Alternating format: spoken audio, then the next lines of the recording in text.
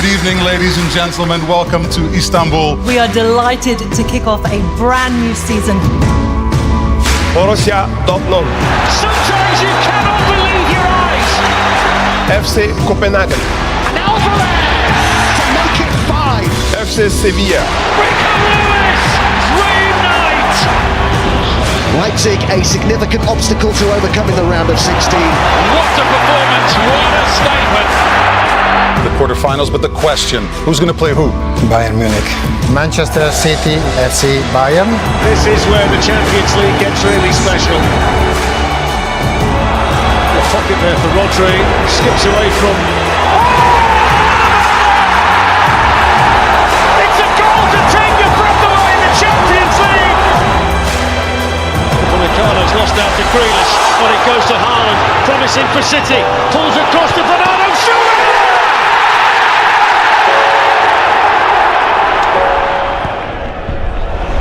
The target is Stones. And that's one of Manchester City's great nights in Europe.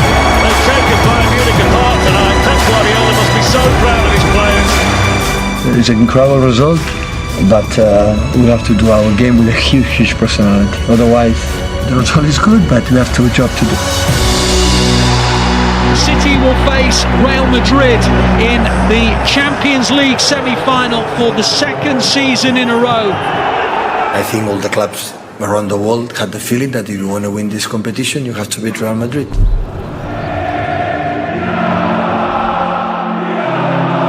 The Blues have negotiated a draw. They're a win away from the Champions League final. So here we go then, part 2 of the Dream semi-final. History chasing Manchester City against the 14-time European champions Real Madrid. It's the very best the game of football has to offer. Sit back and enjoy it.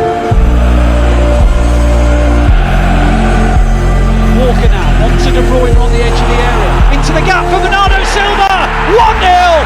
Manchester City lead Real Madrid. It's been a battery and City lead at last. It might break for Bernardo Silva. City 2, Real Madrid 0. Manchester City have had some great nights. They haven't had many greater nights in European competitions than this one. City are in the final of the UEFA Champions League of 2023.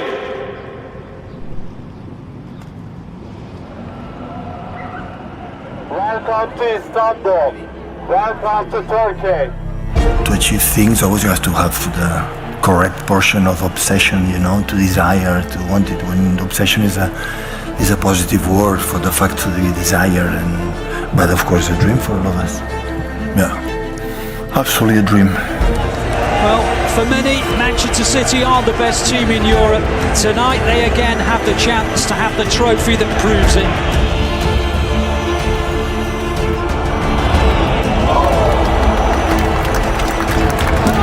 On to Haaland. Haaland goes through. Haaland! Oh, good block by Onana.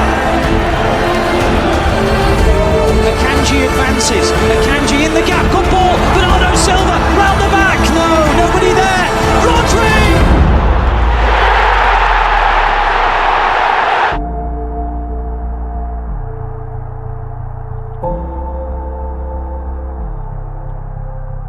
City won!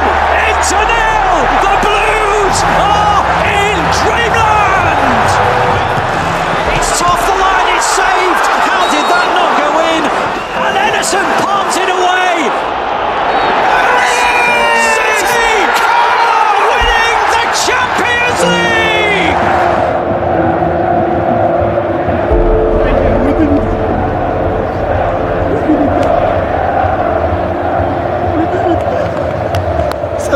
The fighting we did it.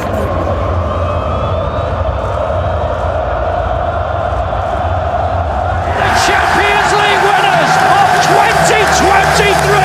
They didn't lose a single game! They've won the Champions League in style! I know how difficult it is for the first time to win it. It is a big relief for the club, for the institution, for everyone have this trophy. A big welcome to Match Day Live on this Champions League evening. Nadem and I are here in the Van Dorf Stadium as City take on Young Boys for the first time ever. And we've had a lovely day. We've been at the youth game as well. And I've got to tell you, we've lucked out now, Nadem, because this is the first time that it's stopped raining in ages, isn't it? It really has felt like being in Manchester this whole time we've been here. Yes, it has. It has felt quite familiar, to be honest. But, you know, some of the views were nice of that youth league game. You know, the views of the mountain and the players playing the way they played as well. And if I think the first team play anything like that, then I think it could be in for a great night as well. Yeah, of course, it was a 4-0 victory for the youth team earlier today. Do you think there's any chance that this game could indeed be 4-0? Well, there's always a chance within football, but I think it's going to be tougher than, say, some people expect, because this is a big game for them. You could argue it's probably one of their biggest games in their sort of Champions League history as such. So I think for the players, they have to make sure they're focused, you know, adapt to the different surface, manage their emotions. But, you know, when the side are reigning champions of the competition, you've got a good chance that they'll do that. Yeah, every time someone says reigning champions, it's nice, isn't it? It's nice, yeah. A moment where I'm like, is that us? Yeah. Like, I have to take a second and of course remember that we are European champions. So we come here with 2 victories already in the pocket for us, 6 points. I'm always a bit obsessed with the idea of qualifying as quickly as we possibly can. Yes. And so I would very much like another victory tonight. Yeah, I think so. And I think that's a fair thing to think. I think the manager has that mentality. I think anyone that tends to go quite far in these competitions has that idea as well. So they won't take their foot off the gas no matter what the team is. But, you know, it's never really as simple as you want it to be at times. But I'm sure they will go out there, try and win the game. But it's the same way that they do it all the time. That's the City identity. That's the manager's identity, and the players as well. They have the same one. So they want to come here, experience this, and say, "Oh, I've been to Bern, but I won in Bern, and we got ready for the next game at the weekend." For the next game at the weekend, which happens to be the Manchester derby, which we've been debating about for this entire trip. The idea that will the derby be on their mind, certainly in terms of selection for tonight? Not necessarily just because it's the derby, just because it's another game. And I think the style in which Man United play is going to be different to the way that Young Boys play. So I think whichever team he puts out today is the one he thinks will be the best for this situation. You can't really look ahead too far because you will be punished. Because like it's the Champions League. I think the last time they played an English opposition, Young Boys, I think it was United, and I think they did beat them here.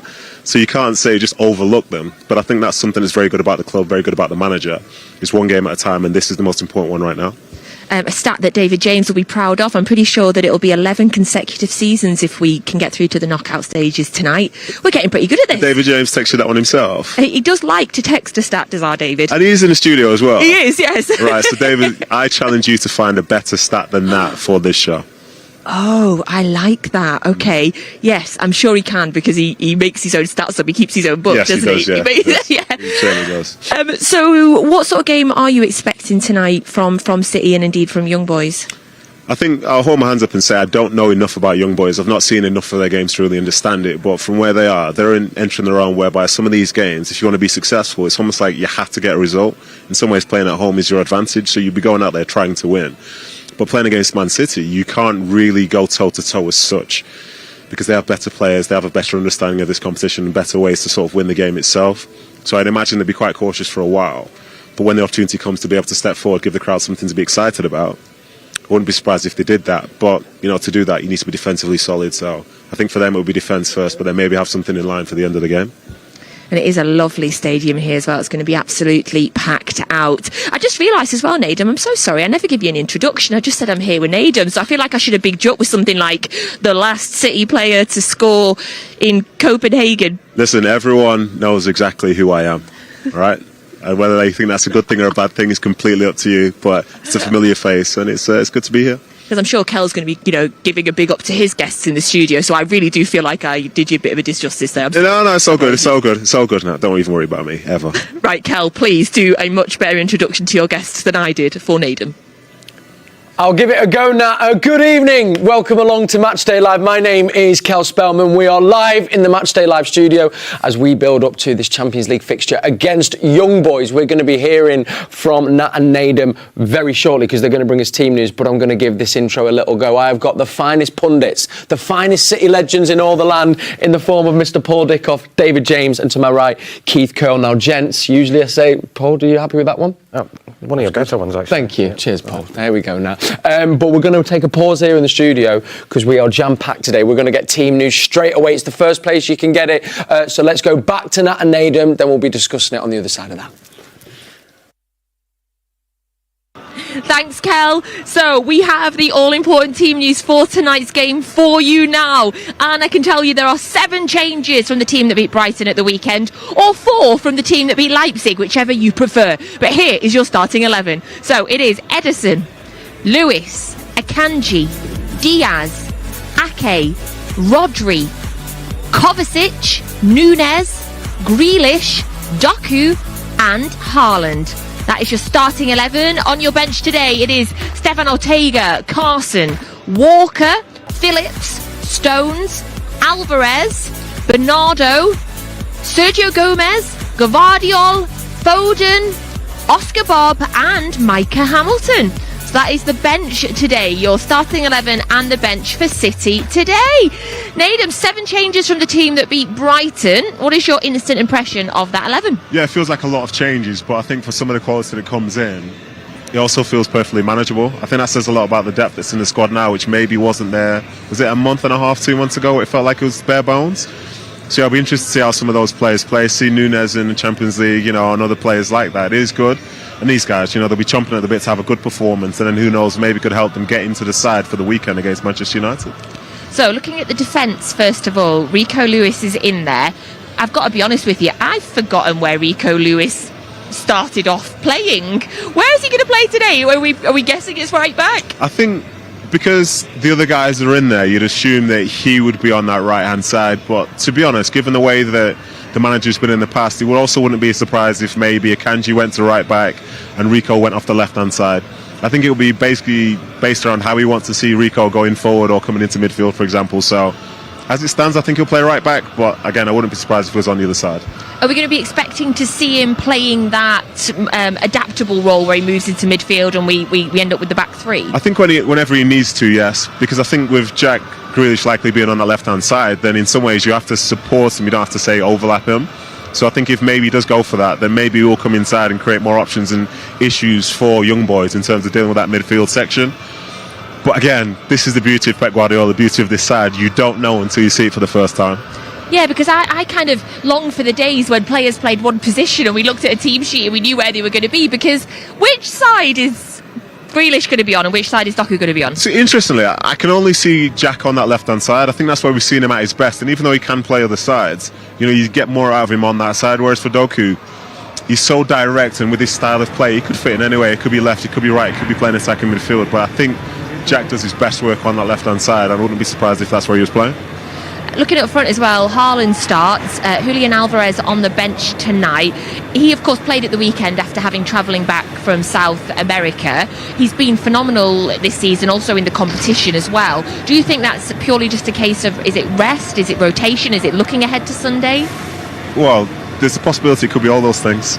I think some of the travel he's been involved in is probably not ideal, but he did well on the weekend, he scored and he contributed. And I think given the depth that they have, then yeah, maybe just bring in other players and give him a bit of time off. But then also for this game, if it's going well, I wouldn't be surprised if Haaland doesn't make it to 90 minutes and maybe bring in an Alvarez, because if you come to places like this and you play in the Champions League, you want to be a part of it. So being on the bench, it might be for his own good, but for his own mindset, he probably wants to get out there in the field as well.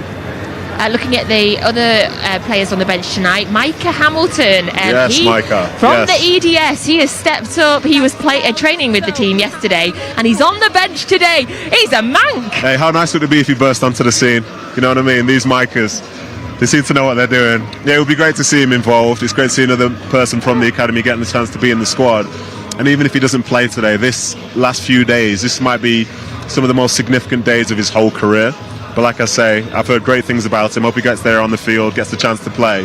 And if he plays, what a moment that could be. Not just an academy player as well, another fully fledged, born and bred, lifelong blue as well. Just the way we like it. Anyone that loves a bit of liquid sunshine, you know what I mean? That is a true mank for me. Right, I've got a stat for you that I think David James is going to be proper jealous of. Another one? Yeah, another one. Sorry, David, if I've stolen your stat ahead of time. City have had 55 shots in the Champions League so far this season. They've only faced 6 in return. That is the biggest differential for any side across 2 of the 2 games. 55 55 shots! Yeah, 55 is a lot. 55 is a lot. That's a season's worth of work for some teams, but I think for them, they'd probably trade some of those in if they were, say, maybe a bit more clinical, because in some of those games you would have thought they would have scored more. But it's nice now you can create chances, create opportunities, and everyone's involved in the taking of those shots. So yeah, the differential is there. You'd like to see it last forever, but it's unlikely to. But yeah, it is nice to hear that, you know, they can be that solid at the back, but then still be that expressive up front as well. Yeah, only conceding 6 shots as well is... Oh, I like that. Yes, listen, some people, that's 6 shots per half you concede, but that's very, very good from them. And long may that continue, but because they know that, you know, one of the keys to success for them is being very, very solid at the back. And again, with this back line and the people in front of them, I'm expecting nothing less today. Right, talk to me about this pitch, because we've heard about it all week. Pep was asked about it in his press conference as well. He did say that he was concerned about picking up injuries from this pitch. From somebody that has played, can you tell those of us that have not, what is the difference between playing on grass and playing on this artificial pitch? Well, to be honest, I think a lot of people down the lens who've played, say, Sunday League and other things have played on AstroTurf before, so they know how it is a bit different. But then I think what they've not faced is played on a field that's good enough for the Champions League. And I think the ball will roll well on the surface. Some of the bounces might be a bit harder than, say, on a grass pitch. But it's good enough conditions where it's fair for both sides. And the injuries might come, say, if you make a big slide tackle, before you know, you might rip half your leg open. That's the downside. But for the players, they need to go out there and try not to be on their backsides anyway, which is the whole point of football. And then, yeah, just go out and try and enjoy the game, move the ball well, and know on conditions like this. Like if this was a grass pitch, you'd be worried about it being muddy. But when it's like this, you know it's going to be slick. Passes are going to be slick. And shots from a distance are going to skid up off the surface. So it's absolutely perfect, in my mind, for a good game of football. Why is there an increase in picking up injuries, do you think? Well, he didn't say which injuries he was talking about, but I think for some of the players, it's the fact it's just a different surface. So they're not as used to sort of being on it as, say, other people might be. But again, some of the stuff might come just because of little grazes and I like, but again, I think the boys will know what they're doing. I think the manager knows what he's doing, and I expect a good performance today. And of course, having said that, the EDS did okay this afternoon as well in their 4-0 victory on a plastic pitch as well. So the heavens have reopened. We are braving no umbrella at the minute. I don't know, by the time we get the team news for young boys, let's wrap this up now. We might be cowering inside somewhere. So enjoy your nice warm studio, Kel and guests. Oh, we will, Nat. Don't you worry about that. We're nice and warm and cosy. Thank you to Nat and Nadem there. We'll be hearing from them a little bit later on. So we've got our starting 11, gents. Paul, first of all, can I get your first impressions from seeing that team? It's very, very strong tonight. It is, and, you know, 7 changes and the players that are out there. Look at the bench. I've never seen a bench like it. You know, it's ridiculous, and it just shows that everybody's back fit. Like Nadem was saying again, only KDB missing. But it's still a strong team. Pleased for Rico coming back in because he's been excellent. The last Champions League game, and I'm looking forward to seeing Kovacic and Nunez in the middle alongside Rodri. You know, we've seen snippets of Nunez, Kovacic before his injury, looked a real deal. You know, came in, start of the season, looked as if he'd been here for a few seasons. Yeah, and delighted to see Jack back as well. You know, he started the season, had his injury, been on the bench last couple of games, so he'll be chomping at a bit tonight. Well, I think Pep as well said before, you know, the quality of Jack, we don't need to worry about, we know it's there. And he played such a key role last season, particularly in this competition. It's actually been great that we get to see Doku and Grealish starting, because Doku has been on that left side. It is, and good to give Phil a rest as well. You know, Phil's had a lot of football, played a lot of minutes. Played with International last week as well, so it'll do him good looking into the weekend. But, you know, Doku, we've seen probably the better of him coming in from the left-hand side. I'm sure Jack will start there tonight because he's been excellent. But yeah, it's a big game for Jack tonight. He's been out the team. Doku's come in and is really going to push him.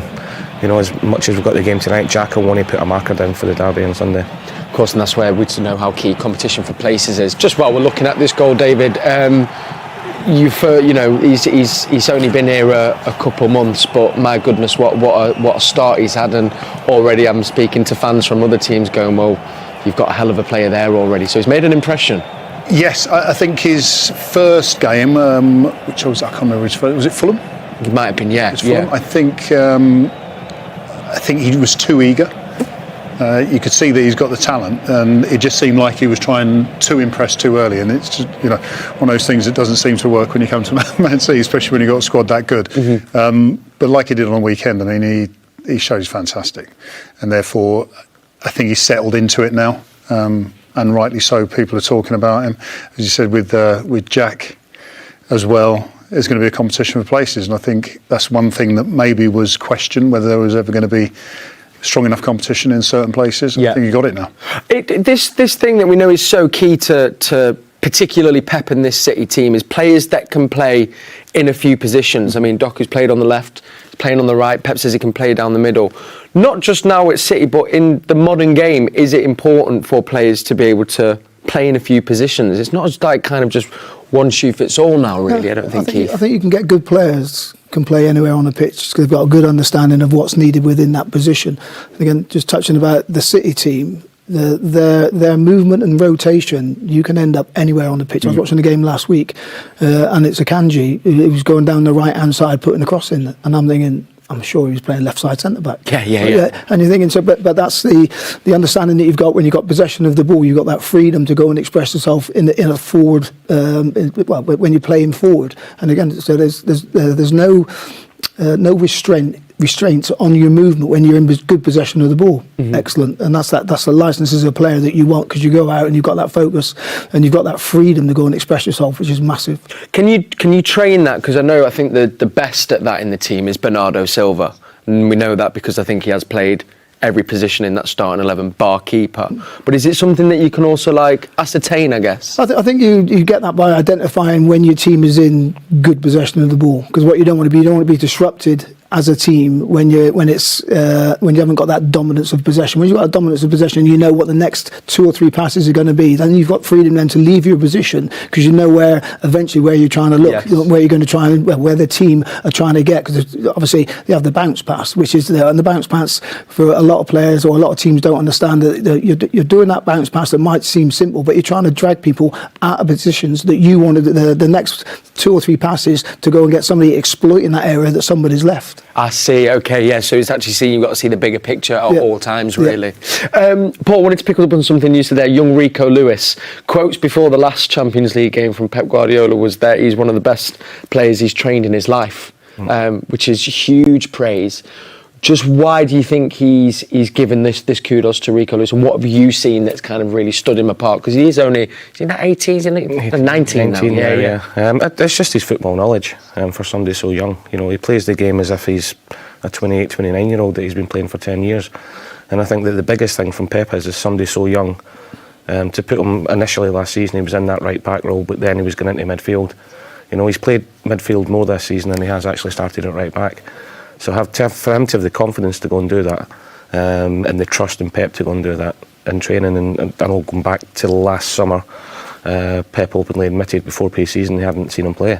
He said after the first couple of sessions he thought, wow, who is this kid? Yeah. You know, it's game understanding, isn't it? It's understanding, game knowledge, everything about him. You know, and you could probably, talking about players playing different positions, he could probably play every outfield position in the pitch. You know, although he's small, he's strong as an ox. You know, he's got a good background with mixed martial arts. I think we all know that. He's technically very good. He's quick, and he doesn't mind getting stuck in either. So, in all the ingredients, you put that into a player with the quality that he's got. He's got such a good opportunity to be a top player if he's not that already.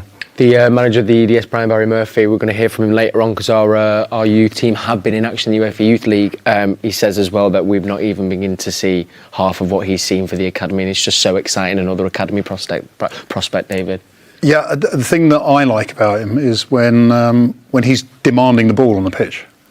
It's like he knows what he needs to do, he knows what the team needs to do, and you don't often see it from even more senior players. He's on there and he's always putting his arm out, he always wants the ball. And like Paul said, I mean, the positions he played last season, in his first season, I thought was incredible. For Pep to give him the opportunities again this season means that there's longevity in there, and we've seen other players leave City who you thought might have half a chance. Well, Rico looks like he's here to stay. Yeah.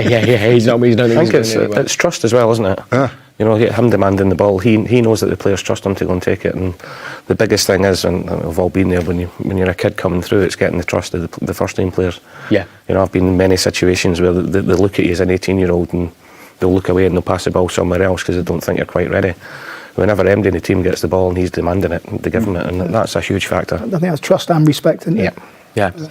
Looking at the other players in the defence, Keith, I mean, great to see Nathan Ake, of course. I mean, Guardiola, he's on the bench and a great start to the season. But looking at Ake back in the team, Diaz as well as coming from the weekend, Akanji's very solid, isn't it? Yeah, I think if you have a look at the squad, I think there's only, like I say, I think Paul mentioned it, there's only Kevin that's not fit. The balance of the squad is good. And there's strength and there's options for different permutations for different games from now until the end of the season. All those players within that squad are going to be needed. Mm-hmm. And I wondered as well, the point of being off Nat's stat, David, having conceded only 6 shots, that a lot of the time with City, the focus is obviously on the attacking and free-flowing football. But I've been reading a few interviews talking about actually what doesn't probably get enough credit is how stable and solid they've been at the back for the last couple of seasons now. Yeah, and I think it's countering the counter-attacks. I think everybody a few years ago was saying, like, accept the pressure off of City and hit them on the break. And I think that has been, with the full-back stepping into midfield, and usually sometimes on the opposite side of what the ball's being played down, that's the counter-attack.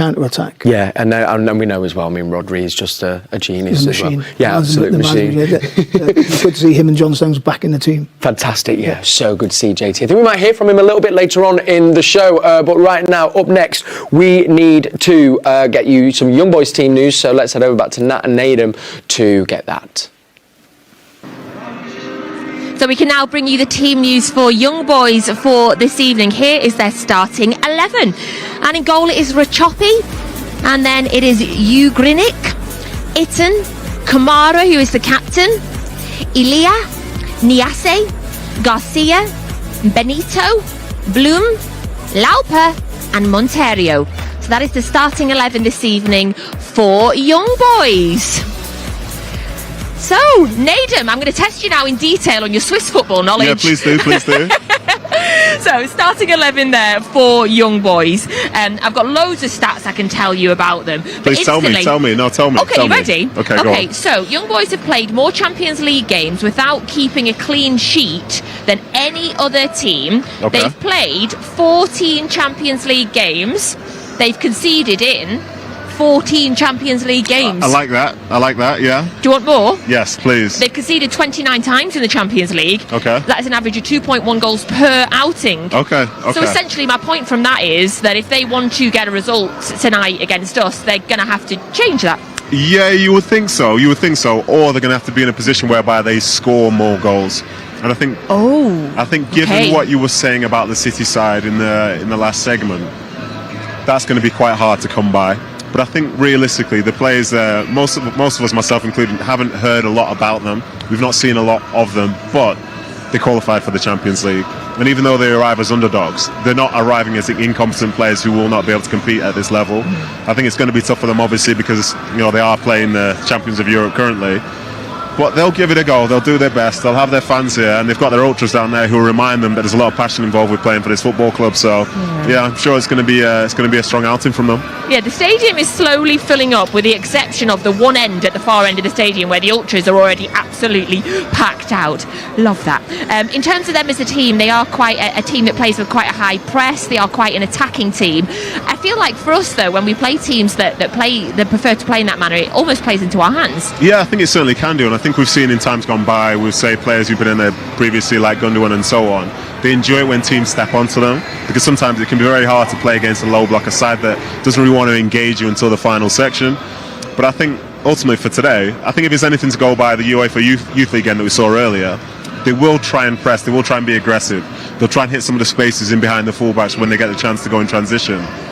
But again, they need to make sure that they organise their press properly if they want to be in with a chance, because otherwise, I think with Edison and alike, and Doku's, Grealish, Haaland's, a long ball could get them into a lot of trouble, and that's what we saw in that Youth League game earlier. In terms of individual players, Filip Ugrinic has been directly involved in goals in both of their games so far. I mean, David James must be so proud of me tonight, by the way, because he could become the first ever Young Boys player to score or assist in 3 consecutive games. Is there any players on that Young Boys team that jump out at you that we need to keep an eye on? No, to be honest, I can't say any, because I'll hold my hands up and say I don't know them in detail. I've not seen enough of them to know exactly how they work out, but they will be competitive, as I say, and I'm not expecting these games for City by any means. Conditions are obviously getting tougher as well. The crowd will be very loud, and as you mentioned with Ugrinic, the end of the day, just because he's not playing for one of the top teams in Europe, he's still scoring and assisting in the Champions League. Like, talk about having confidence. And for these players, what a result this could be. If they manage to get one here against City, this might be the most significant one of their careers. But hopefully, that doesn't happen today. Another player that I know about is Ellie, because I know that he's known for his pace. He's very paced, he's very fast, likes to keep a hold of the ball, which of course a couple of our players do as well. Plastic surface, lots of rain. Are you expecting a very whippy, quick game tonight? Yeah, it would be nice, but I also like the rain to stop. But, you know, ultimately, I think City are going to be the dominant team in this game, and hopefully they play well. And if they do, I'm pretty sure they'll get a result. So let's bring it on. So it is chucking it down now, even more so, as you can see, and I'm really regretting the fact that we turned down umbrellas. Feels like home. Feels like home. Yeah, FG, when you do this, you stand with an umbrella. We thought people want to see the lovely view, so we'll soak up the rain, but I'm now regretting it. Right, back into the studio, but I really do want to know, is David James impressed with me tonight? I will ask David James that very question, Nat. David James, are you impressed with Nat's stat knowledge from the stat man himself? I think Motti's done really well. Very good. Very good. I think that is possibly the only sheepskin coat that will be presenting any football in this round of the Champions League. There's my stat for you, Nat. There we go. Love that. I'm sure Nat will be buzzing with that. Let's focus on then young boys, David. I wondered, what kind of you know about them, and is there any little kind of areas of the pitch that you think are going to be key battlefields tonight? I don't know a massive lot about them. And Same is their top goal scorer in the Super League, who's on the bench, which is interesting. Itten is the second highest goal scorer, I think, who's starting. Having looked at footage of them play, and I think this is quite interesting. City's side is strong, but it's also very disjointed compared to last match's City side and previous games. So all of a sudden there'll be that continuity issue, which young boys will feel that they can get or take advantage of. Interesting stat for you. This is my stat of the day. Here we go. The last time they failed to score at home was 2018 against Manchester United. No way. They beat Man United 2-1 a couple of years ago. Yes. And they also beat Tottenham back in 2010, which I believe was a playoff for the Champions League final. Tottenham ended up winning 4-0 at home. They both these victories were at young boys. So they've already got a couple of big Premier League scouts, and they will be up for this. Well, that's the thing, isn't it, Keith? I think, no matter who you are in this competition, if you're here for a reason, and as David says there, the pedigree is there. It's no easy game in the Champions League. No, definitely not. And again, I'm very limited on the knowledge that I've got on young boys, but what I've managed to pick up from the media is they like to play a pressing game. They don't. So you think, well, they're not going to they're going to try and stop City from getting into their passing rhythm. But there's a massive danger to that. Yes. Because you're playing against the team that they accept pressure week in, week out. They understand there's every team they play against is set up to stop them from playing. Now, if you're going to play a pressing game against Man City, you've got to be very athletic. You've got to be disciplined in your play, because when you go, everybody's got to go as a team. Yes. But City have got the opportunity. They can bypass that press. Sometimes they invite the press, and then they go and hit Haaland, and then they get people supporting Haaland. So you can be working all week on that front foot press, and then City would just bypass it. And I guess as well, then you kind of don't want to go down a goal down too early on in the game as well. If you start with that game plan, you don't want your game plan to go out the window. No, definitely. So again, I think there will be a mindset, because it's a different playing surface, and I think I played on the AstroTurf pitches as well. And bearing in mind, when I played on them, they were slightly different to what they are now, because now they are fantastic. Yeah. The weather conditions will actually help it, because usually when you play on the new AstroTurf pitches now, in dry weather, the ball can become a little bit slower. But now with the rain, it's one of those, makes it slick. Yes. Very, very consistent as well. Which is good for City then as well, we can zip the ball around a little bit. I wondered, have you had those games, where you really are coming into it, kind of probably with a lot of the noise around the game, if you're not giving you much of a chance because you're coming up, and here's the first time you're saying it, the current Champions League holders, that you actually kind of, what is the mentality then in the play? You kind of flip it and go, well... Most of the teams I played in were up against every game we played in anyway, Kel, so... a feeling you know well. Yeah, it is, but you can use that as a positive all the time, and that they'll be thinking, Champions League winners coming here, nothing to lose, nobody's expecting anything. It's at our stadium, different surface. Yeah. The rain, everything else. So the manager will probably say to them, look, it's not a free shot 'cause it's Champions League, but they've nothing to lose. If City go and win this game 4 or 5 or 6 tonight, people across Europe will look at it and expect it. Yes. You know, so from young boys' point of view, they can go out there, and I'm sure the manager was saying, go and enjoy it. You're playing against the best team in Europe. Might never happen again. You know, in the first time, for a lot of them, I think Nat said in the interview there that it's the game of their lives, these players. You know, and they can become heroes over 90 minutes. And, you know, just scoring 1 goal against Manchester City can, in the history of the club, can put them right up there. So, in saying all that, I expect Man City to win comfortably tonight. Yes. Keith said it, I think the guys said it over there, that they tend to be a team that's going to press high, they're high energy, but you could get killed playing against Man City playing that way. You know, if you don't get it right, if you don't get the press right, it just takes one not to do it. Before you know it, Man City are through. And City, they take the ball everywhere, regardless of whether teams are going to press them or not. So it won't be anything that they're not used to, that City players aren't used to, but it'll be a big difference to what young Burns are used to coming up against. I'm interested to pick on something I read that Pep was saying before the game, where he said he highlighted a threat from young boys is the pace on the wings, and that's where they carry their main attacking threat. But interestingly, he's left Kyle Walker, who's one of the fastest footballers in the world, and on the other side, you'd probably say Guardiola is a little bit quicker than Ake. Why do you think then he's opted for those two when he said they do like to attack with pace on the wings? Well, I suppose there's a couple of things. First of all, they've got to get the ball.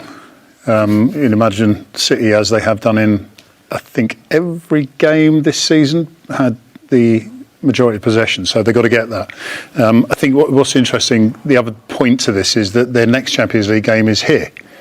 So it's almost like a double header, and that kind of puts a little bit more, I would argue, puts a bit more pressure on them to get something at home, knowing that they're expected to go or come here to the Etihad and get beaten quite comfortably. So Pep picking a side, I think, is more for the weekend against United than it is to worry about what threat young boys have. If they concede, like Nat said, or like I said, I mean, they concede goals and score goals pretty much in every Champions League game. So if City concede, it will be because they've already scored a few goals, I'd imagine. So I don't think Pep's worried about losing.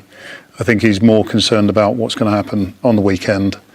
I think he said as well that another part of that, though, is wanting players to get minutes, and where we've had those injuries as well, I guess now, because we're getting into the busy winter period as well, getting minutes in the legs is key for all the players to build up a bit of rhythm. Yeah, definitely. It's probably the hardest job that Pep's got now, is keeping players fine-tuned at match tempo. And again, most football clubs will have probably 14, 15 players that you say, like, that's me regular starters.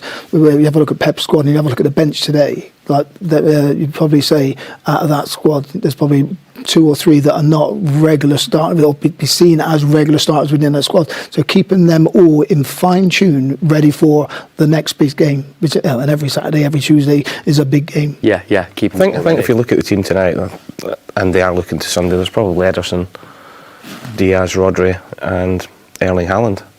Oh, do you think Haaland will start on the weekend? Yeah.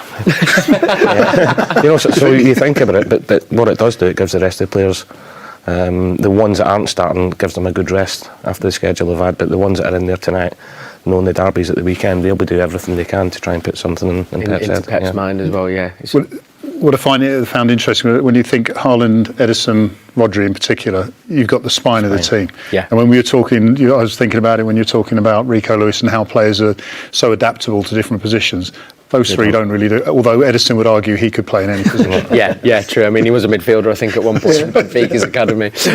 Right, I've been looking forward to this. We're going to do it here in the studio, but first of all, we're going to go to Nat and Nadim, because while they were getting to know the city, we asked them to think about their ultimate footballer, which we broke down into 4 categories. So let's see who Nadim has chosen to make up his ultimate footballer. Nadim and I have come into the centre of Bern, and we are going to have a look today around some of the iconic locations here. And we've challenged Nadim, while we're doing that, to create his ultimate footballer. So we're going to go around different locations, and at each location he's going to reveal a player that he's played with and one of the current players. The clock tower, Nadim, start your ultimate footballer with the ultimate thinker. I've played with 1 or 2. I played with 1 or 2 that also don't really think too much, but they are still good at football. but I think I'll have to go with Gelson Fernandes. He was a guy who spoke so many different languages, was always thoughtful about the way he played, he acted, and I think he's currently working for FIFA as well, so I think I'd have to say him. Gelson Fernandes for a player you played with, and what about a thinker, the ultimate thinker from the current team? Well, I don't know that many of them personally, but from what I've heard and the way that they talk, especially when they're on camera, I think I'm going to go for Nathan Ake. I think the way he carries himself, you can sort of see that he is more of a thinker, and obviously he's very good, still the same, but I think Nathan Ake, I think he's going to be the guy for me. Okay, Gelson Fernandes and Nathan Ake. So first stop on our trip around Bern. I do have my big coat on, I do have an umbrella because the weather here is basically like Manchester. I expect it to only get wetter. So we are going to tour around the city now, bringing you more of Nedum's ultimate footballer. So the second stop on our tour of Bern, and sadly we've had to come inside because it's absolutely and utterly chucking down. However, the good news is that we've come to the wonderful Museum of Communication, which is perfect, Nedum, to ask you, who is your ultimate communicator? There's a lot of people, a lot of really good players and so on, but in terms of people who make it crystal clear what they want, I have to say Joe Lescott. Fantastic on the field of communication. Always know what he's going to do, always know where you need to be for him. Always engage from start to the end of the game. So I think in terms of this current City side, I'll probably have to say Nick Diaz. I think everyone can see from the outside that he's always engaged. I think to the point where some of his teammates might be tired of him. But he's always talking, he's shouting, he's getting into his team, he's getting into the opposition, high-fiving when somebody does something good, let people know when they're doing something bad. So yeah, I feel like it's going to be there, I think most people would agree. So we're on the third leg of our day out now, and we've come to Bear Park. And as you can see, there is bears in the background because Bern is the city of bears. The bear is the symbol of this city. It is on the coat of arms, and as you walk around, you start to see little bears everywhere. We've been noticing them. It's beautiful. And when I think of a bear, Nedum, I think of a warrior. So I want, first of all, the best warrior that you have played with. Vincent Kompany. I think his toughness, his mentality, I think is a big reason why the team was as successful as it was. And he was desperate to be out there with his teammates, and that's probably one of the reasons why he's got a statue outside the stadium. So, yeah, I'd have to say Vincent Kompany. What about the best warrior in the current team? I tell you what, when I think about warriors, the players who I've not played with, I think about who would I not want to play against, and I think I'd probably say Rodri. I think for as much as he's good on the ball and alike, he's got a real edge to him. And you know, he's got Ruben Diaz and alike, but Rodri's big, he's tough. He likes to get in the mix, sometimes getting himself in trouble with getting in the mix, but I think he sort of symbolises what this team stands for, and it's not just nice football, it's a sort of an aggression and sort of difficulty to play against, so I think Rodri's the warrior for me from this current City side. So on the final leg of our journey, we've come to the Rose Garden here in Bern, and it is beautiful, and particularly in the summer, this is where they create beautiful flowers everywhere to be seen. So, Nedum, not the most beautiful player you've ever played with. Okay. The most creative. It's an easy decision. I'd have to say David Silva. I think he's one of the best players to ever played in the Premier League, let alone at Manchester City. And when you saw him arrive, the way that he saw the game, his sort of technical ability, his vision, the fact he could create something out of nothing, and you know, we've had so many memories of him where you could say, well, this is my favourite assist, that was my favourite assist, and so on and so forth. I think, to be honest, I think it'd have to be him. It'd have to be David Silva. I think it's probably your easiest choice of the day. Easier than breathing, yeah. You know, when the guy's got a statue outside the stadium, I think it kind of speaks for itself. When he came in, everyone knew about his potential talent, but then for the years he was there, you could see exactly who he turned out to be. Okay, so that was really easy. What about in the current team? Who's the most creative? There are a lot of them. There's lots of honourable mentions. You're looking at like Phil Foden's and the like, but realistically, everyone is screaming at the TV screen saying Kevin De Bruyne. I think he's been one of the best midfielders in the world for the last 5, 6, 7 years. Some of the assists that he's made, no one else has attempted, no one else can even see those things, and the fact he can execute them, I think he is a magician. Obviously, at one point you've got David Silva and Kevin De Bruyne in the team. It's not too bad, but yeah, Kevin De Bruyne's the one. It's one of my favourite players all time, and yeah, I think he'd be the one in this current team. Easy peasy for you, easy peasy. Now, you're done, take a breath, enjoy the view. Just look forward to the game now. Absolutely. I really didn't want to call it out, but Nat said that not picking up a brolly definitely was picking up a brolly earlier on in the day, it would seem. Now, just saying. Really enjoyed that ultimate footballer there from Nedum. There's a couple though that I'd want to throw into the mix as well. So we're gonna have a go ourselves here in the studio. Of course, you'll be getting involved at home as well if you want to use that WhatsApp number. So let's begin with the thinker. So for past players, Jasmine Fernandez from Nedum, Nathan Ake. Does anyone want to throw any other ones into the mix? You straight away. Kanji. Of course. This guy can add up big numbers like that. But then again, he doesn't have to think about it, so maybe that's where Nathan's going with this. Possibly. I don't know. It's quite an impressive talent, though. I wonder if there any other players from the past maybe you'd have thrown into the thinkers category. I would go. Who's he picked for the thinkers? David Silva's one as well. That was for the creator. For the thinker, he went for Chelsea. I would go David Silva. The thinker, yeah. His mind was just a step ahead of everybody else all the time. Yeah, I was thinking... Can I just chuck in a bit of a curveball? I think pretty much every one of those could be Kevin De Bruyne, couldn't he? Because I think he thinks a lot. Yeah, true. He can find, as Nathan said, he can find that pass no one else is thinking about. I was thinking also, I mean, you could probably say them all as well, but as far as Rodri, because you just see how key he is to the way Pep plays, I think could be in there. You could probably put all the current players in every category that's on there at the minute. True, yeah. Any others from the past, I wonder? Any Warrior, Fernandinho. Yeah, it's a good shout. Yeah, I love Fernandinho. I think you can't not mention Pablo Zabaleta for a Warrior, you know? I'm trying to think back to my era. I was going to say, you'd have had some Warriors, Keith. With the thinkers. We're okay with Warriors, but thinkers... Yeah, there wasn't many, was there? Hey, we weren't the brightest. Hey, we did as we were told.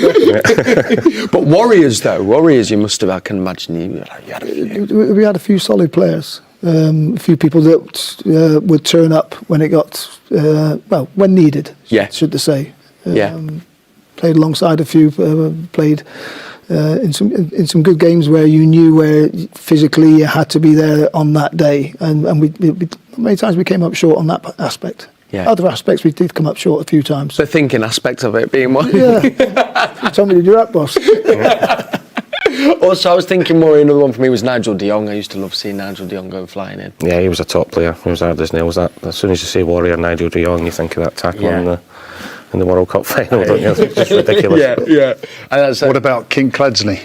Yeah, Kinkadze is a good one. Not a thinker. No. He definitely wasn't a warrior either. Yeah, for creativity. For creativity, you definitely would put Kinkadze in there. Definitely, I think. I'm trying to think. I mean, also as well. I mean, Ali Benabi or Ayo Berkovic as well always pops up as well. We were speaking about them the other day, actually.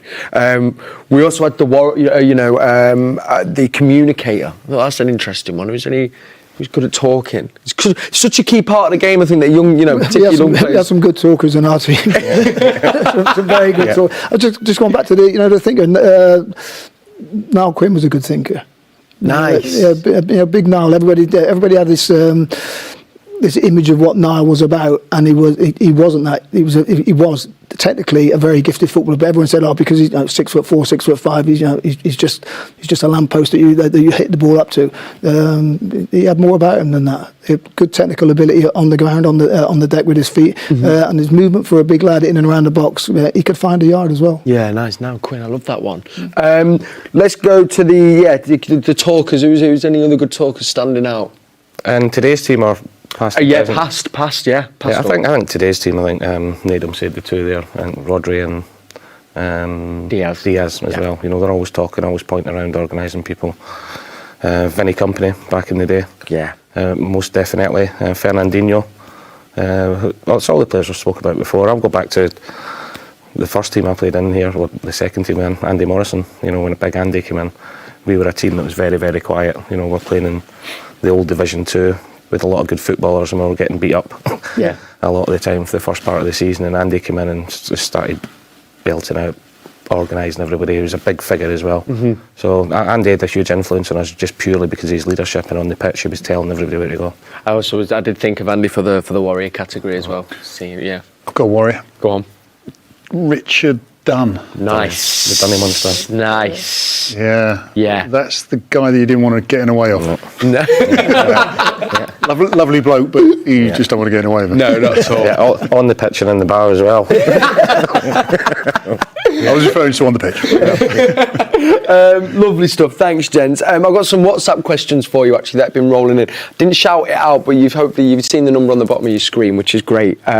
So let me read you this first one. It's from Brad, who says, with Rico, Nunes and Kovacic playing, do you expect Rodri to play in a more advanced position, or will he sit back and let them come on to him? I think he'll sit back.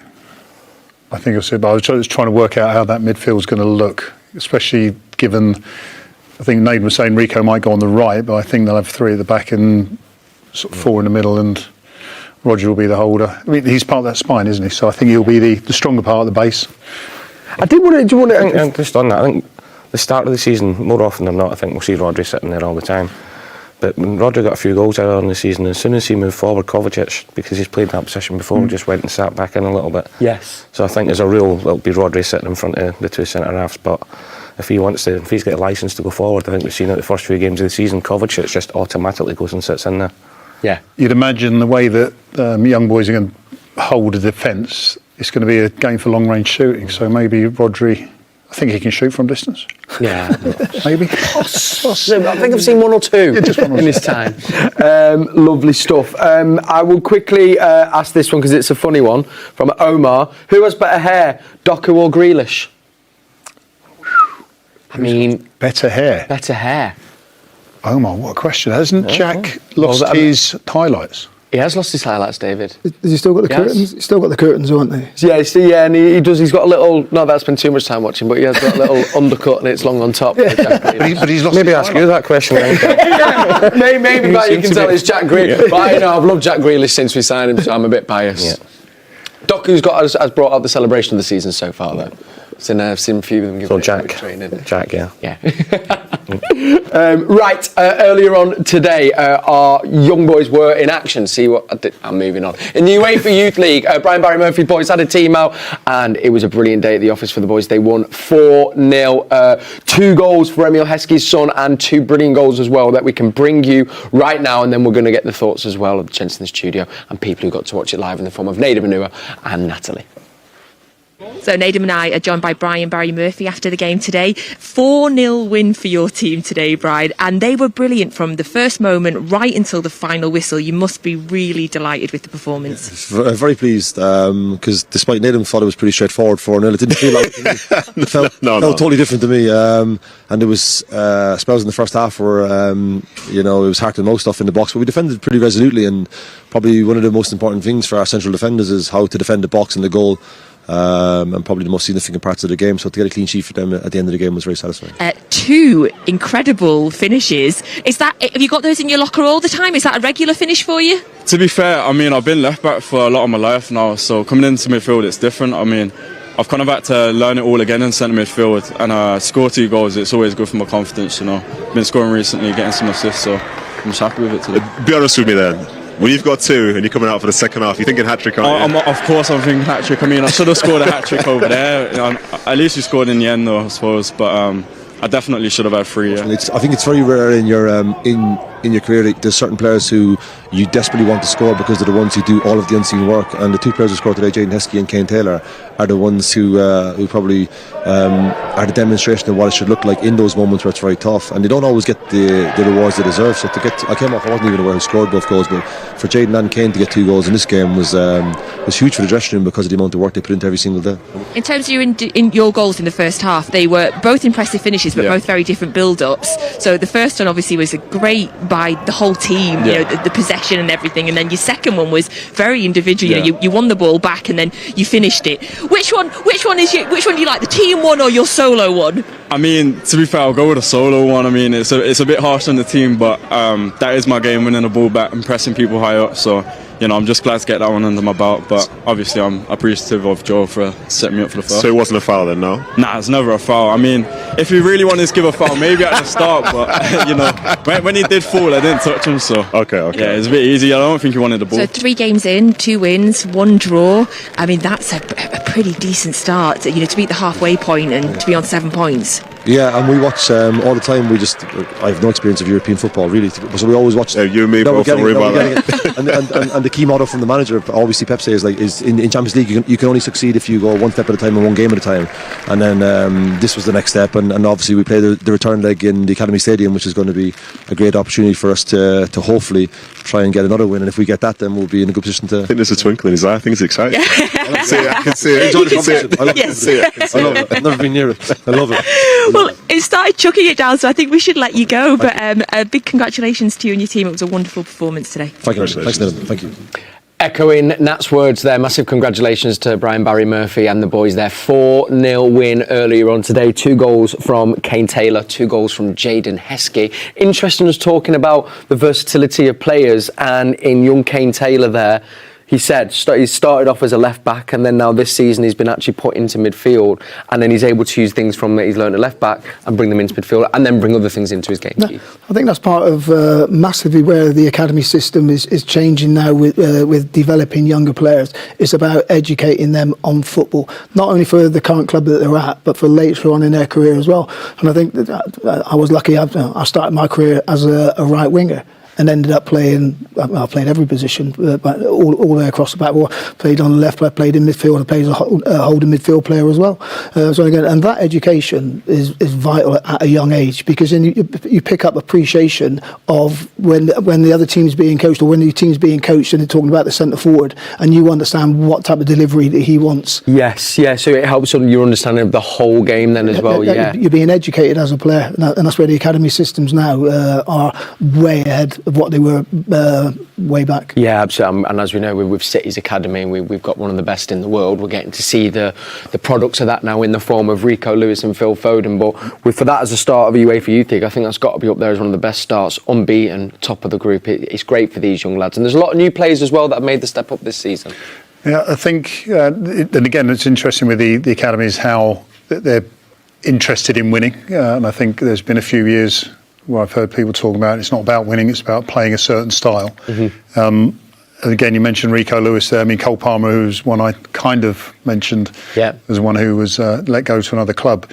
They can see a pathway at Man City, and the fact that Rico's starting today, the fact that Oscar Bob is on the bench after having a good pre-season. I keep going on about Oscar Bob because I think he's a new Rico Lewis, if I'm allowed to say that. But these guys they can see a genuine pathway.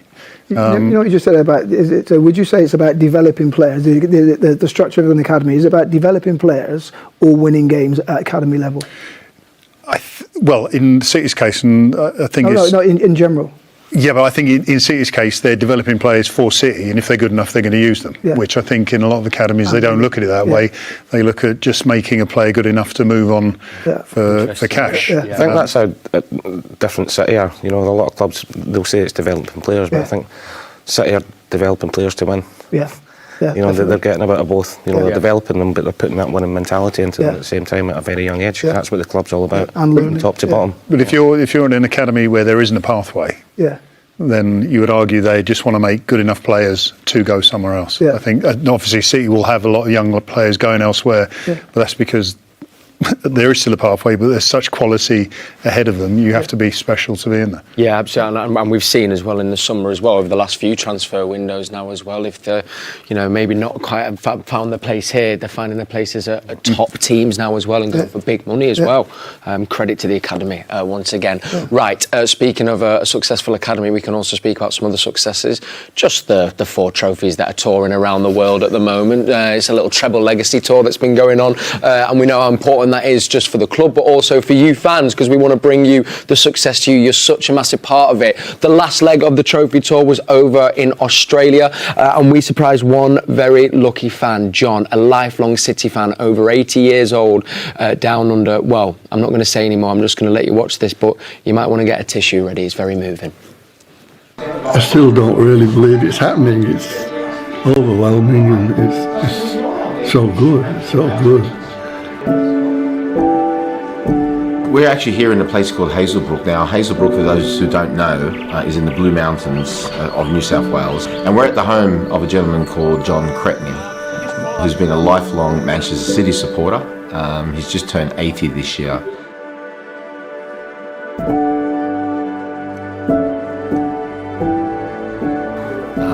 His son, David, wrote to Manchester City to let them know of this.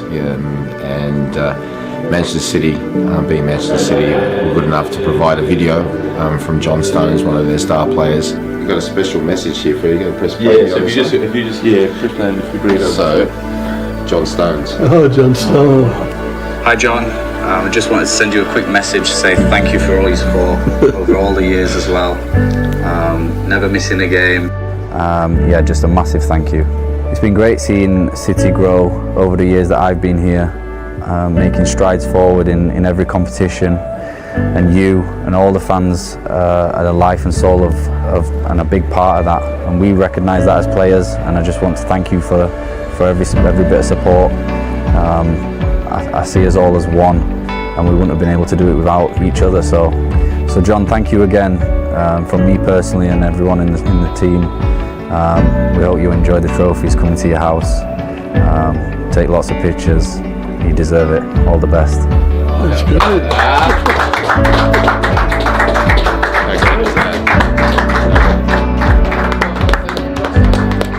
Dad's always been there for the club, and the club's always been here for Dad. And you know, Dad would when the games started to be televised, he would watch them in the wee hours of the morning and be sort of screaming, yelling at the television. You know, it's just so passionate. To have the Premier League trophy sitting in his living room is out of this world. Absolutely unreal. I played for some trophies, but never one that big. It was a pleasure to meet you. You keep supporting Manchester City, and you keep believing.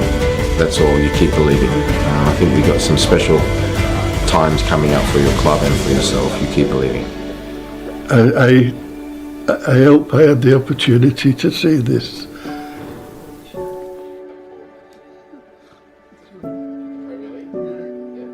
Yeah. So yeah, I should see this season. Yeah, you will. You will. You'll see that. And if you had a message for the team, if you could send them a message, what would the message be? Just keep up the good work. Keep winning. Keep winning. Yeah, it's just keep winning. Their hands on the big one. It's Manchester City, the UEFA Champions League winners 2023.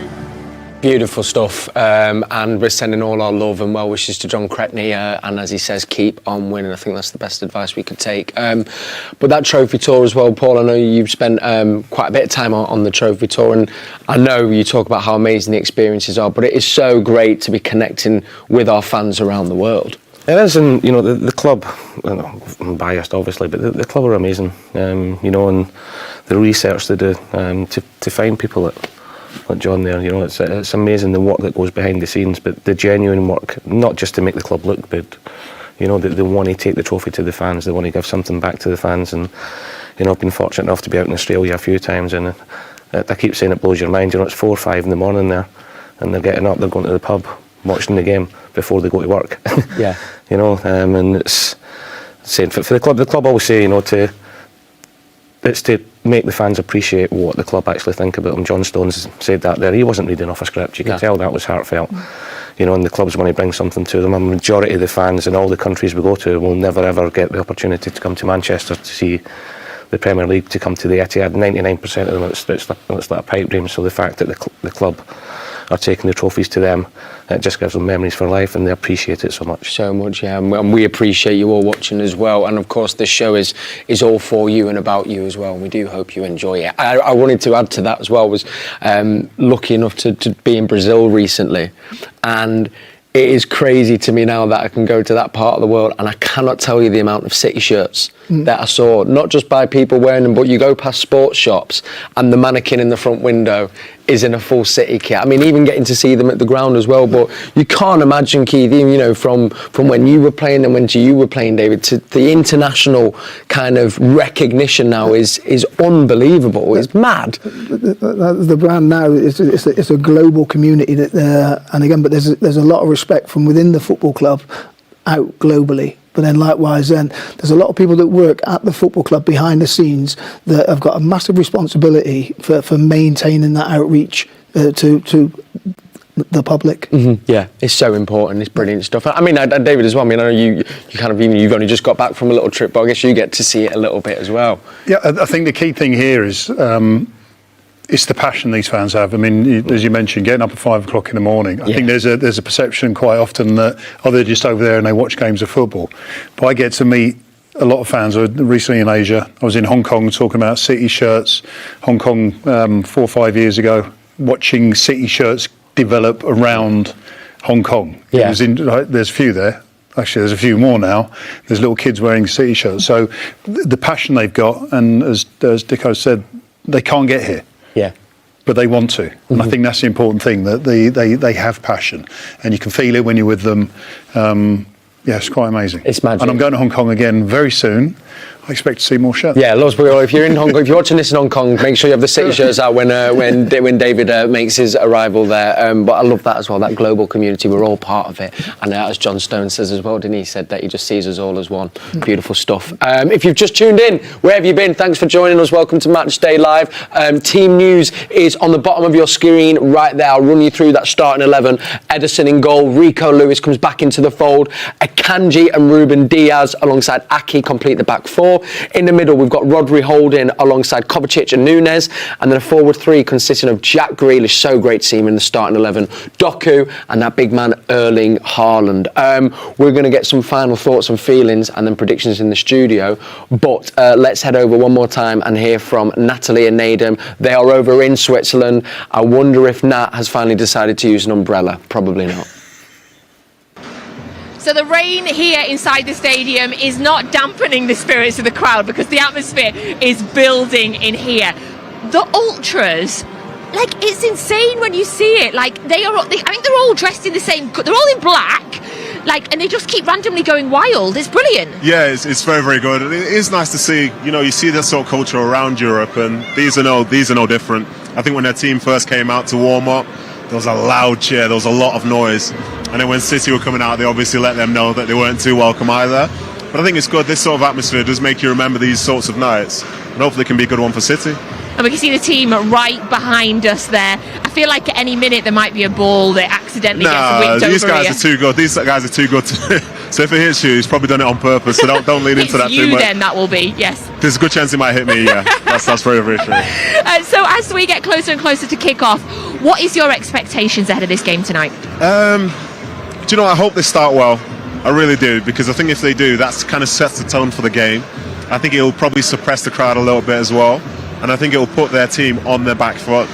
But I think if young boys start well, maybe they get a goal and they press really high, win a few balls, then before you know it, you're in a position whereby the crowd is really up, and it feels like it's a more hostile atmosphere than it probably needs to be. But again, I trust the manager and the players that are out there to understand how to manage those moments and go on and do the best that they can. I keep mentioning the rain, but it is really, really quite heavily raining here now. And what's that going to do to this additional rain that you can see, going to do to the surface and going to affect the game in any way, will it? No, it will affect it in some ways. And I think lots of players, maybe some of the people in the studio as well, kind of liked it when it was a bit slicker, because the passes do move that little bit quicker, so you can be more crisp. I think for some, obviously, it's probably the first time they've played on an artificial surface in their careers, but it will be manageable. It will be a faster game. People probably shoot from distance and things will skid up. So I'm sure David James is probably unhappy with that if he was a goalie. But I think it'll make for an entertaining game, and if anything, I think it might actually make it better. We saw the goalies warming up just a minute ago, and we were both pretty impressed with Scott Carson's whipping the ball abilities. Listen, I've played against Scott or with Scott or watched Scott for nearly 20 years now. Some things don't change, like a fine wine. Are you still not doing predictions, or can I push you? You can push me if you want, but you can push me out of the screen because I'm not doing predictions. No, I think I fancy them to win. If they keep a clean sheet, great, but I don't expect one. So I'm going to go for a 3-1 win to City. Oh, he's given us one! He's given us a prediction. Crikey, I wasn't expecting that. I think that's a good omen. Maybe. I'll take a 3-1. I'll take any type of win, but I'm sure those in the studio have a better idea, so maybe we should kick it back to them. Yes, let's go back to them. But before we go, let's just say, I heard you, David James, mocking my new coat, my new winter coat, that's going to keep me nice and warm, calling me Motty. Well, Neda Manua came and didn't bring a coat. So who's laughing, eh? Who is laughing? Thank you, Miss Motson. Right, we're going to go inside. We're going to try and get dry and warm. So back over to the studio. Thanks, Nat. I think in maybe Nedum's defence, he was born, he's Mancunian, isn't he? Born in the rain if you're from Manchester, so he's used to it. As for the coat, Nat, I'm a fan. It looks good. 3-1 from Neda Manua there, and we'll get our predictions in the studio in about 5-6 minutes time. We've got 15 minutes until kickoff over in Switzerland. Just wanted to begin with this one. I'm going to bring it to you, David. This is my stat for the show, which is we're going to be obviously hoping to make it 3 wins from 3 in the league this season, but we are unbeaten in our last 16 games across all European competitions, winning 10 and drawing 6. That's the second longest unbeaten run for an English club after West Ham. It's quite the feat to have done that in Europe, isn't it? I mean, when I read that, I was like, is that true? But it is 16 unbeaten games. Yeah, well, I say incredible. I mean, we shouldn't be surprised considering how good Man City, and obviously you need to win the Champions League in order to do that. But I can't, especially today, see that run not getting further. Yeah, not going longer. Further. There's a nice one. I know we touched upon it before, Keith, as well. But within those 16 games, we haven't conceded more than a single goal in any of those games. 8 of them were clean sheets as well. So that stability at the back is huge, really. Yeah, it's again as a manager, you build for a solid foundation, and I think that's what Paul Dickov mentioned it earlier on about the spine of the team. That's where you build from. Yeah, he's not on the pitch, but he's on at the weekend. But John Stones, of course. I mean, we heard from earlier on the show as well in that beautiful video. But gosh, you can see he just seems in the last 2 seasons his game's gone to a whole new level. Paul. He's been sensational whether he's played as a centre half or a centre half moving out to the right back, or as a right back moving into midfield. You know, we were laughing watching the game on Saturday. At one point, he was centre forward. Yeah. You know, he's took the ball out from the back, he's knocked it into the middle, and he was the furthest man up the pitch. Then the ball broke. Holding midfielder in advance, playing as a then the ball broke down, and 2 seconds later, he was getting the ball off Ederson at the back. So yeah, no, he's been brilliant. I'm delighted for him. He's such a good guy as well. Wants to do well. For me, in that position last year, he was the best. You know, the Champions League games, it was unbelievable. I agree. And I think it's maybe quite good tonight, you know, because he has had that injury at the start of the season. People talking about the surface and everything else. But his injury record, just give him a little rest tonight and get him right for the derby. But he's one of the best in the world in that position. Couldn't agree more. I wanted to talk a little bit about the midfield. Sort of, funnily enough, there's the main man, Rodri, but actually speak about the 2 people playing alongside him. We've seen, Kovacic before his injury started really well.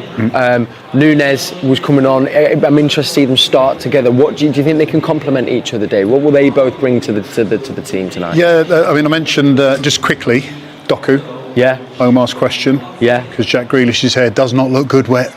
Okay. Okay. Nice. So, Omar, wherever you are, there you go, Omar. Signed, sealed, and delivered.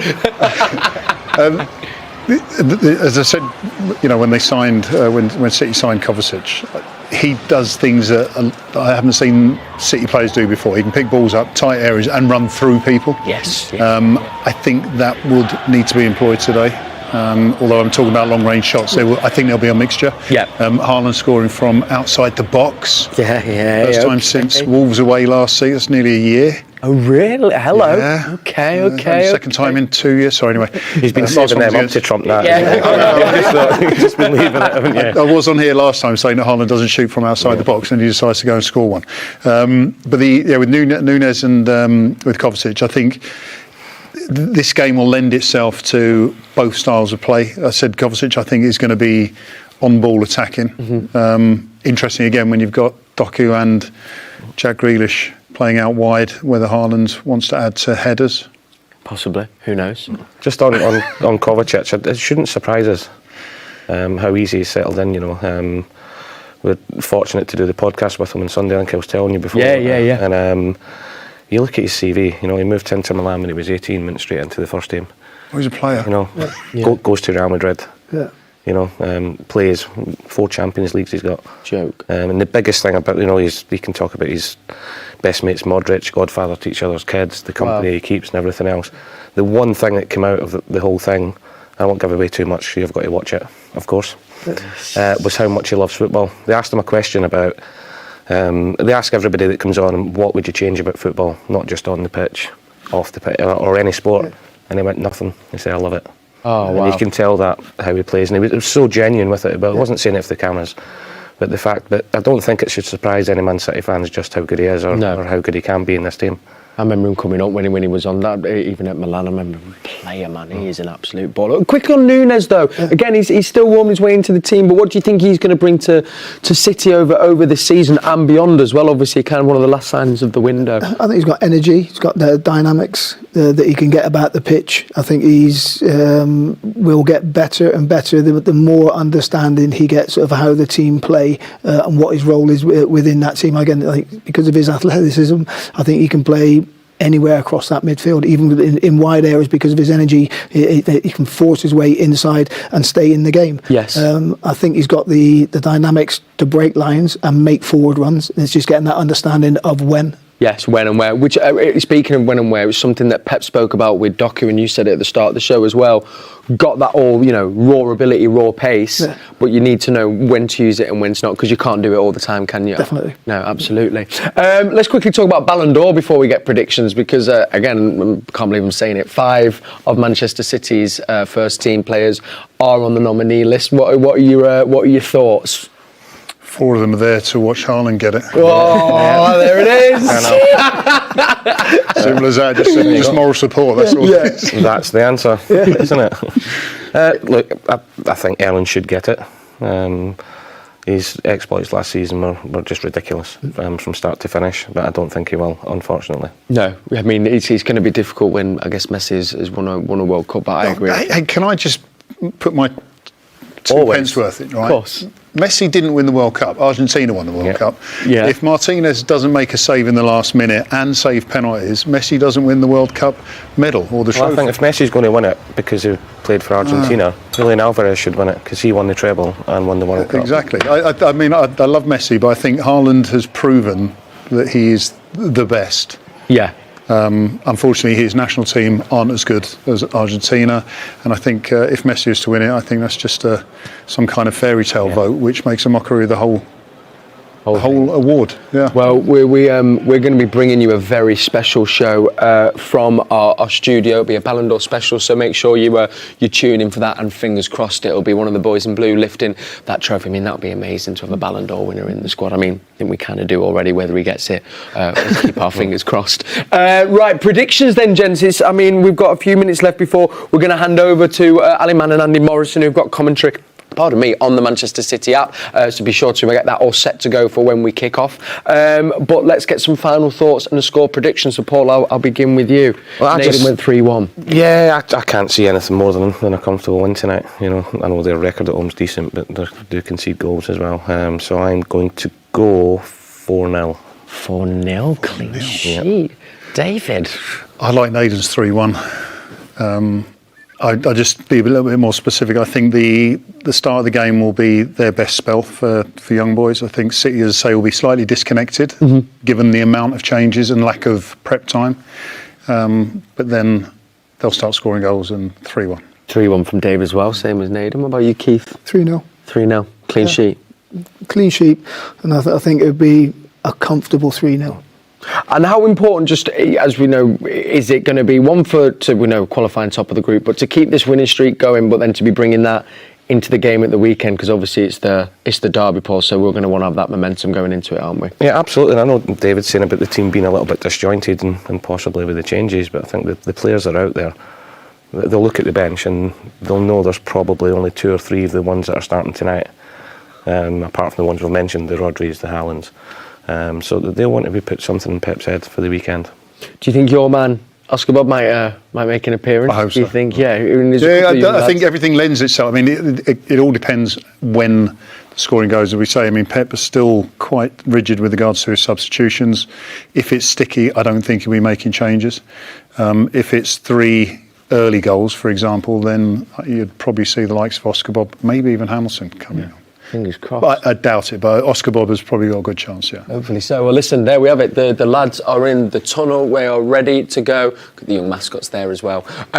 We will be back at half-time. Then we will be back at full-time. So please do come join us. Massive thank you to Nat and Nadim, who have been bringing us some brilliant stuff from where the lads are over in Switzerland. We'll be back at half-time. Remember, Ali Man, Andy Morrison has got your commentary. Thank you to Keith. Thank you to David. Thank you to Paul. And thank you to you. Grab yourself a brew and we'll see you at half-time. Come on, City.